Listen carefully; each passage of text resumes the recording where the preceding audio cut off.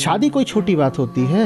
गलत शादी हो गई और कई बार पहले महीने में पता चल जाता है गलत शादी हो गई। लड़की किसको जाकर बताए, किसको जाकर बताए, लड़का भी किसको जाकर बताए, बताओ तो पहला प्रयास तो यही होना चाहिए कि किसी तरह से सुलह हो जाए। पर ऐसा मेल बैठाने के लिए हमारे पास कोई व्यवस्था है क्या? हमारे पास कोई काउंसलिंग मैकेनिज्म है? समझाने की कोई व्यवस्था है? सुलह की कोई व्यवस्था है?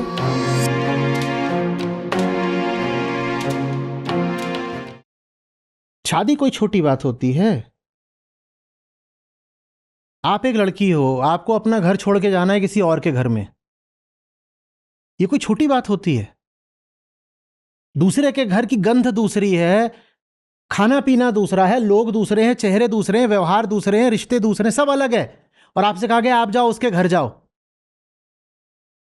और वहां जाकर भी आप एक खास किरदार निभाओगे। वो क्या है कि अब आप यहां पत्नी बनो, बहू बनो।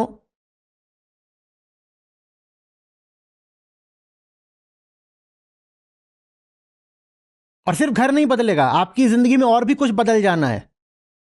शारीरिक संबंध अब शुरू हो जाएगा। और लड़कियों के लिए शारीरिक संबंध का दूसरा और थोड़ा ज्यादा व्यक्तिगत, ज्यादा गहरा अर्थ होता है, क्योंकि उनके लिए शारीरिक संबंध से आगे गर्भ आ जाना है, जो कि लड़कों को नहीं होना है। वो बड़ी फिर अंदरूनी और निजी बात हो जाती है। और ये ज्यादातर जो समुदाय होते हैं जहां आयोजित विवाह की बड़ी जल्दी होती है, यही वो जगह होती हैं जहां पर लड़की को ज्यादा लड़कों से शादी के पहले तक मिलने जुलने नहीं दिया जाता, नहीं मिलने जुलने दिया जाता ना। यही है ना, ऐसा ही है ना। शादी से पहले इधर उधर किसी से मिलना नहीं, किसी पराये मर्द की तुम पर छाया नहीं पड़नी चाहिए। और फिर शादी होती है और एक पराया मर्द आता है जिसको वो जानती नहीं, पहचानती नहीं, अधिक से अधिक एक बार देखा है या दो बार फोन पे बात करी, और कहा जाता है अब चली जाओ इसके साथ, और अब तुम्हें इसके साथ शारीरिक संबंध बनाना है।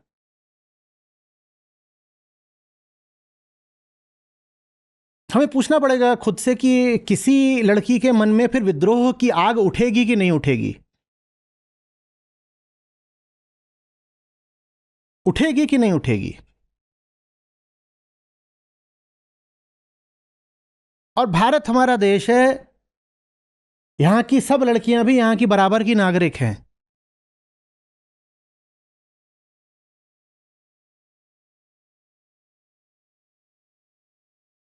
तो देशवासियों के नाते ही सही, पर उनके लिए कुछ सोचना पड़ेगा कि नहीं? आप कहते तो अब चले जाओ, अब तो शादी हो गई तो प्रेम तो हो ही जाएगा, जब प्रेम हो गया तो संभोग हो ही जाएगा। और ये सब कुछ बिल्कुल जल्दी जल्दी होना है, दिन गिन गिन करके होना है। कई बार तो ब्याह के 9वें महीने में ही बच्चा जन्म जाता है। बड़ा महत्व है हमारे यहां पर सुहागरात का। और किसको तुम धक्का दे रहे हो सुहागरात के लिए? एक बार अपने आप से पूछो तो सही। वो जिसको तुमने कहा था कि तेरे ऊपर किसी लड़के की, मर्द की छाया नहीं पड़नी चाहिए, उसको तुमने कह दिया अब उस कमरे में चली जा।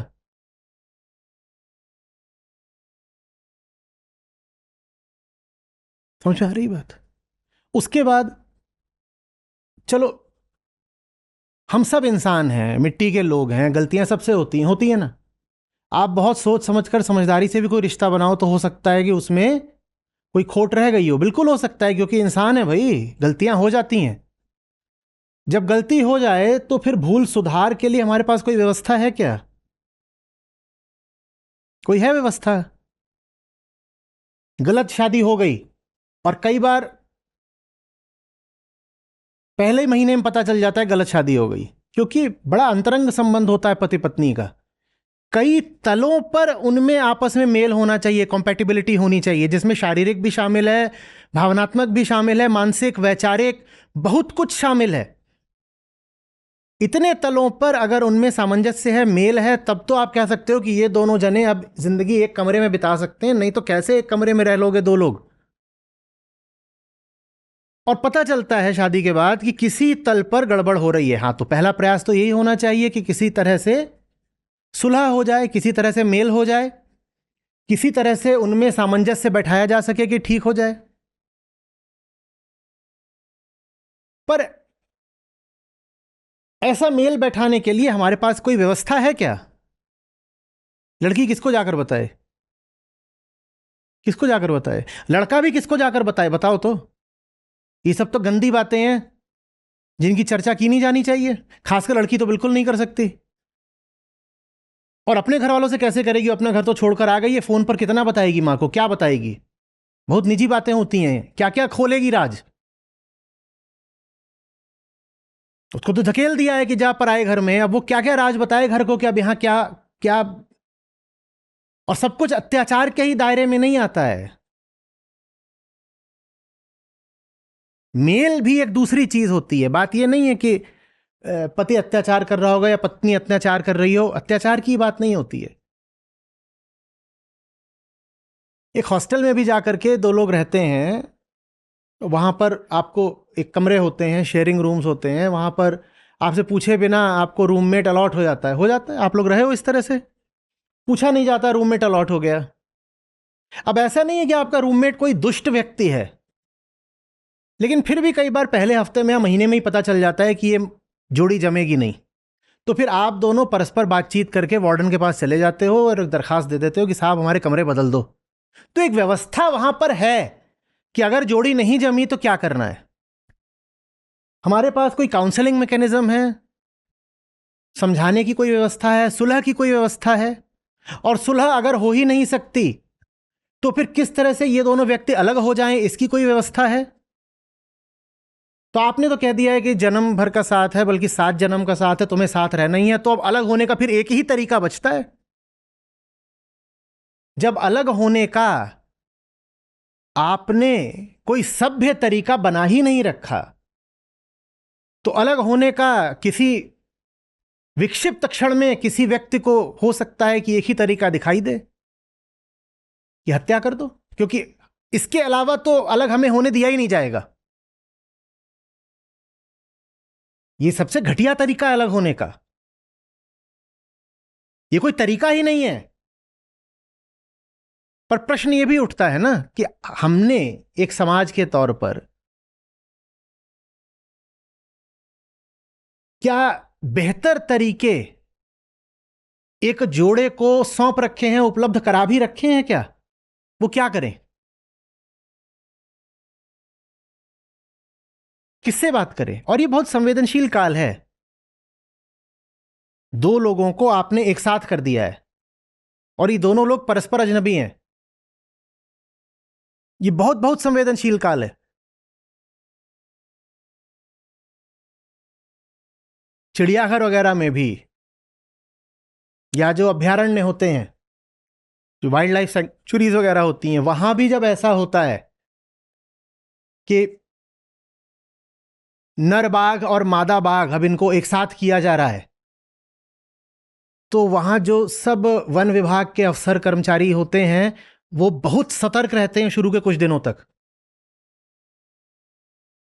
वो कहते हैं ये यहां अकेली रहती थी, अब बाघों की, टाइगर्स की आबादी बढ़ाने के लिए हम एक नर बाघ ले आए हैं इसके पिंजड़े में या इसके क्षेत्र में। पता नहीं इनमें दोनों में आपस में क्या केमिस्ट्री होगी, कुछ भी गड़बड़ हो सकती है, और गड़बड़ बहुत होती भी है। उनमें परस्पर हिंसा भी हो जाती है, प्रकृति में होती है ये हिंसा। तो बहुत सतर्क रहते हैं। कहते हैं शुरू के कुछ हफ्ते या कुछ महीने बहुत संवेदनशील हैं। सतर्क रहो, देखते रहो, और जहां दिखाई दे कि कुछ गड़बड़ हो रही है कुछ दिनों के लिए इनको अलग करो। फिर उसके तरीके होते हैं, व्यवस्था होती है, उपाय होते हैं कि कैसे क्या करना है। एक समाज के तौर पे हमारे पास कोई तौर तरीका, व्यवस्था, उपाय है? हमने कभी सोचा? या बस हमारा इतना काम है कि लड़के लड़की को पकड़ करके धकेल दो कि अब तुम जाओ, तुम्हारा जोड़ा बन गया, अब तुम गृहस्थी चलाओ।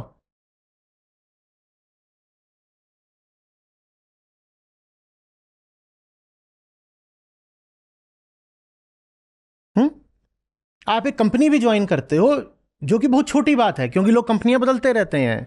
आप एक कंपनी ज्वाइन करते हो, आप एक कॉलेज ज्वाइन करते हो, तो जो लोग नए वहां पर आते हैं उनके लिए वहां पर काउंसलिंग एंड कंसल्टेशन सेल्स होती हैं। क्योंकि पता होता है कि कोई नया अगर आया है, चाहे वो स्टूडेंट हो कि एम्प्लॉई हो, उसको यहाँ पर जमने में समस्याएं आ सकती हैं, क्योंकि हमारे यहाँ की संस्कृति अलग है। हर कंपनी की, हर कॉलेज की संस्कृति, कल्चर, माहौल अलग अलग होता है। तो लड़के लोग, लड़कियां सब अलग अलग जगहों से, अलग शहरों से, दूसरी कंपनियों से आ रहे हैं पढ़ने के लिए, काम करने के लिए। बिल्कुल हो सकता है कि वो यहाँ तालमेल ना बैठा पाए, तो उसके लिए वहां बाकायदा सेल्स होती हैं जो सक्रिय रूप से अपना काम कर रही होती हैं कि देखते रहो कि कोई खटपट हो रही है क्या। अगर कोई खटपट हो रही है तो पहले ही सूंघ लो और हस्तक्षेप करके मामला ठीक करने की कोशिश करो, सुलह कराने की कोशिश करो। हमने कोई ऐसी व्यवस्था बनाई है क्या?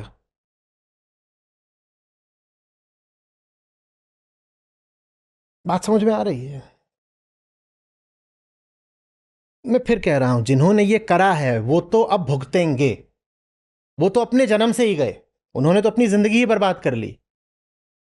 लेकिन और जिंदगियां ना बर्बाद हों, इसके लिए हमें ईमानदारी से कुछ बातों पर विचार करना पड़ेगा, आईना देखना पड़ेगा। खासकर जिन घरों में जवान लड़कियां हैं और माँ बाप बहुत आतुर हुए जा रहे हैं कि जल्दी से इसको अब धकेल दो, इसका ब्याह करके, उनको थोड़ा सतर्क हो जाना चाहिए। और लड़कों के घर वालों को भी सतर्क हो जाना चाहिए। कुछ भी हो सकता है। असली समाज वो होता है जो अपराधियों को भी अपराध से वापस खींच लाए। कि छटे हुए अपराधी थे, पुराने मंजे हुए ये हत्यारे, हिस्ट्री शीटर वगैरह थे, उनको भी अपराध की दुनिया से वापस खींच लाए। ये होता है एक असली स्वस्थ समाज। और एक रोगी समाज की पहचान ये होती है कि वो साधारण लोगों को भी अपराधी बना देता है। साधारण लड़की, साधारण लड़का, वो अब जिंदगी भर के लिए हत्यारे बन गए और अब उनको जो सजा मिलनी चाहिए वो मिलेगी।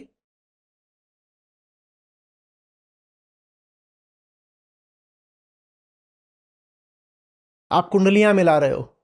कुंडलियां तो, ये जितने मामले आप गिना रही हैं इनमें भी तो मिलाई गई होंगी कुंडलियां। कुंडली मत मिलाओ भाई, दिलों को मिलने दो। पर जैसे ही मैं बोलता हूं दिलों को मिलने दो, हमारे लोकधर्मी समाज की बुनियाद कांपने लग जाती है कि अरे अरे अरे, ये इसने कैसी बात कर दी, ये कोई आचार्य है, ये दुराचार्य है, देखो ये कैसी गंदी बातें कर रहा है कि दिलों को मिलने दो। अच्छा, तुम जिस्मों को मिला देते हो बिना दिलों को मिलाए, तुम अश्लील नहीं हो? तुम अश्लील नहीं हो? और जहां तुम शरीरों को मिलाने का आयोजन कर रहे हो बिना ये देखे कि हृदय मिले हैं कि नहीं, बताओ वो धर्म है कि अधर्म है? न बंधो न बांधो।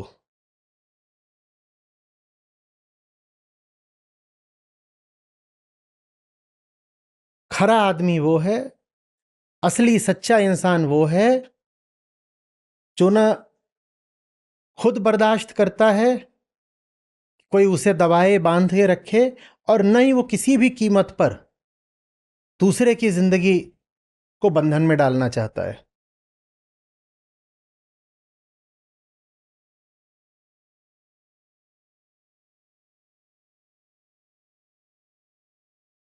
आ रही है बात समझ में? स्कूलों कॉलेजों में सही शिक्षा होनी चाहिए, घरों में सही परवरिश होनी चाहिए। प्रेम वास्तव में है क्या, यह सिखाना ही असली संस्कार है। हम अपने बच्चों को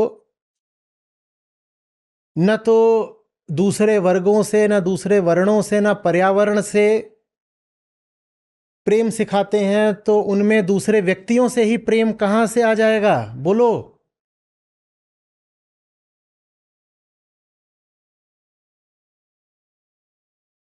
ये सब जो 15 से 25 साल के लोग हैं, 15 से 25 साल में पिछले भारत में तो नफरत ही नफरत का इन्होंने माहौल देखा है। और जिस इंसान के भीतर नफरत ही नफरत भर गई है, वो अपने निजी रिश्तों में भी अगर उसी नफरत का जहर उगलने लग जाए तो ताज्जुब क्या?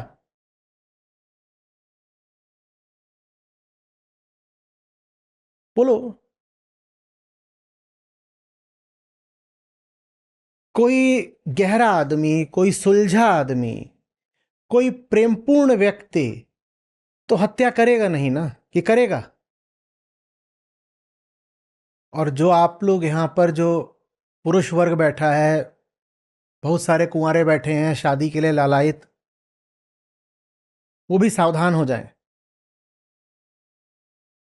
सिर्फ इसलिए कि लड़की का बाप लड़की का हाथ तुम्हारे हाथ में देने को तैयार है, हाथ में ले मत लेना। और ना उतना ही परिचय काफी होता है कि हाँ हाँ अब छोरा छोरी छत पे जाकर के 5 मिनट के लिए आपस में बात करेंगे, और उससे आगे पूछ रहे हो, हैं जी तो जी आपने जी बीकॉम किया जी। और भी बहुत कुछ होता है। समझ में आ रही है बात? आपको खुशी होगी इस नाते जो हमारी अपनी ऐप है जिसमें हमारे गीता और बाकी सब कार्यक्रम चलते हैं, यहाँ पर बुद्ध हैं, गीता है, उपनिषद हैं, अष्टावक्र हैं। ये मुझे मिले, मेरी ज़िंदगी बदली, ये तुम्हें मिलेंगे, तुम्हारी ज़िंदगी भी बदलेगी। सच पूछिए तो मतलब लाखों नहीं तो कम से कम हज़ारों ज़िंदगियाँ तो हैं जो बिल्कुल बदली हैं। 2 लाख से अधिक गीता प्रतिभागियों के साथ जुड़े आचार्य प्रशांत ऐप पर पहला महीना बिल्कुल फ्री गीता मिशन का पूरा एक्सेस। ऐप पर आपको मिलेंगे नियमित लाइव सत्र, हर दिन आचार्य प्रशांत के विशेष संवाद, गीता कम्युनिटी का एक्सेस, गीता परीक्षा, चयनित समाचार, ऑडियो बुक्स, कोट्स और भी बहुत कुछ। गूगल प्ले स्टोर या एप्पल ऐप स्टोर पर आचार्य प्रशांत सर्च करें और अभी डाउनलोड करें।